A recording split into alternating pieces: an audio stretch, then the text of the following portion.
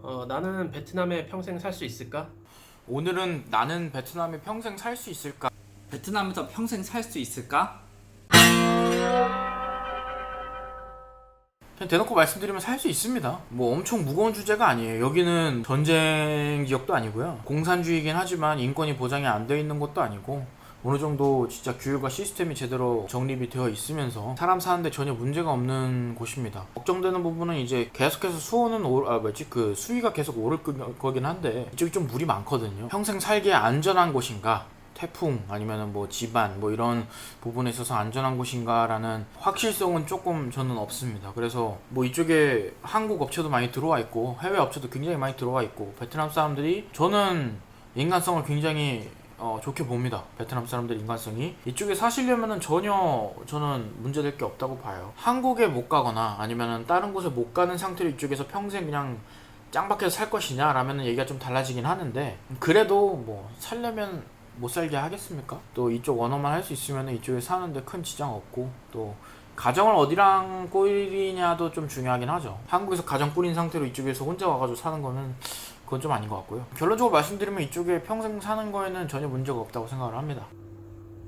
사는 거야 뭐 돈만 많으면 어디든 가서 평생 살 수 있긴 한데 여러 가지 측면에서 생각을 해봅시다. 먼저 경제적인 측면, 그냥 뭐 최소한 100만 원에서 200만 원 받는다고 생각할게요. 그러면은 돈 정말 아끼면서 살면 생활비 다 떼고도 20만 원 세이브 가능? 정말 많이 아꼈을 경우입니다. 실제로 더 어려울 수도 있지만 저는 짠돌이라서 가능하고요. 더 많이 받으면 당연히 그만큼 돈을 더 아낄 수도 있겠죠. 버는 족족 투자를 해서 할 수 있으면 다른 나라에서 얻기 힘들 정도의 복리를 얻을 수는 있을 것 같고요. 고생하기만 하면 한국보다는 더 레벨업을 할 수 있는 기회가 있다라고 생각합니다.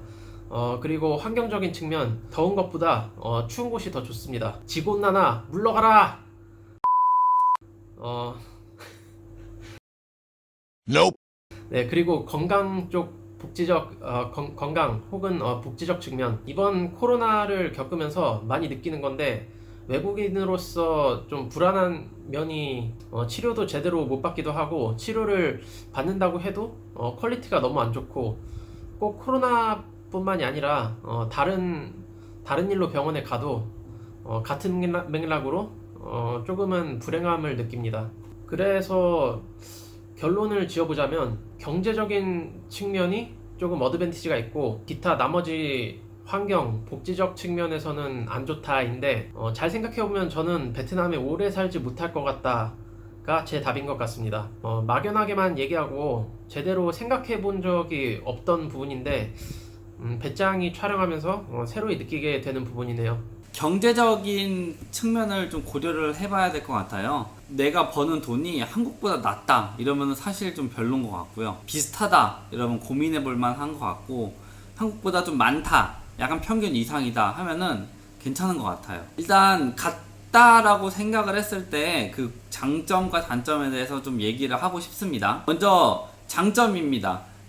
이건 개인적인 의견이니까 베트남은 오토바이 타고 한 30분이면 왔다 갔다 할 수 있어서 너무 좋습니다. 그런 부분은 뭐 여기 호치민에서 동나이나 빈증에 사시는 분들은 기숙사에 사시는데 그런 분들은 예외로 둘게요. 그리고 한국보다 확실히 베트남이 돈을 좀 더 아낄 수 있는 것 같아요. 지인들이 그렇게 많지가 않아서 한국에 비해 그 남은 돈으로 다른 곳에 투자를 할 수도 있겠죠. 그 베트남은 땅덩어리가 크기 때문에 여행 갈 곳이 정말 많습니다. 호치민은 엄청 덥지만 위로 올라가면 정말 시원한 곳이 있습니다. 달랏도 있고 많은 곳을 다닐 수 있는 그런 장점도 있습니다. 개인적으로는 베트남 음식이 정말 좋아요. 건강하고 소화도 잘 되고 단점입니다. 이건 개인적인 의견입니다. 아파트 관리부나 좀 약간의 권력? 내가 권력을 갖고 있다, 뭔가 어떤 사람이 나한테 탁을 해야 된다라는 느낌을 받는 그런 직업이 약간 되도 안 되는 갑질하는 경우가 있어요. 베트남 사람이.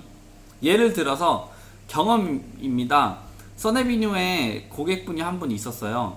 근데 이제 이사를 한다고 이제 오전에 저한테 말을 했어요. 매니지먼트 팀에 얘기를 했어요. 물건을 뺄 때 집주인이 이메일을 보내줘야지만 그거 물건을 뺄 수 있대요. 근데 웃긴 게 보통 그런 거는 큰 짐이나 가구나 어떤 그런 것들인데 이 고객분이 갖고 있던 게 캐리어 2개, 뭐 비닐봉투, 선풍기, 뭐 그런 자잘한 짐이었어요.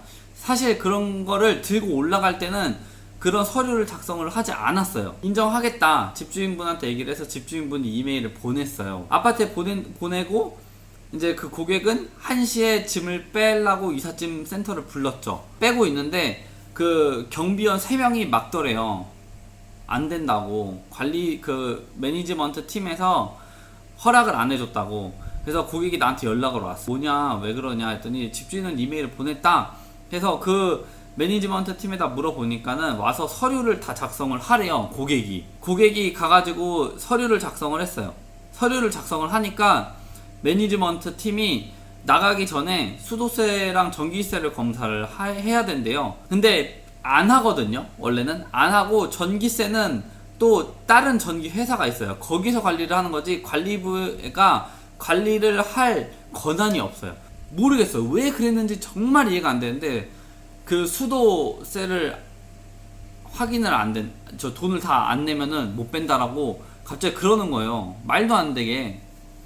그래서 사실 거기 2분이 있었어요. 그래서 한 분이 그럼 그 관리를 하고 한 분은 짐 빼서 나가면 되지 않느냐라고 했더니 그걸 막는데요. 왜 막느냐라고 했더니 그냥 규정이라고 하고 막습니다. 그냥 말도 안 되는 그 비상식적인 그런 일들이 가끔 일어나요. 근데 그게 진짜 사람 미쳐버리게 만들어요. 그런 일을 제가 하고 있었죠. 또 부동산 일을 하고 있었으니까.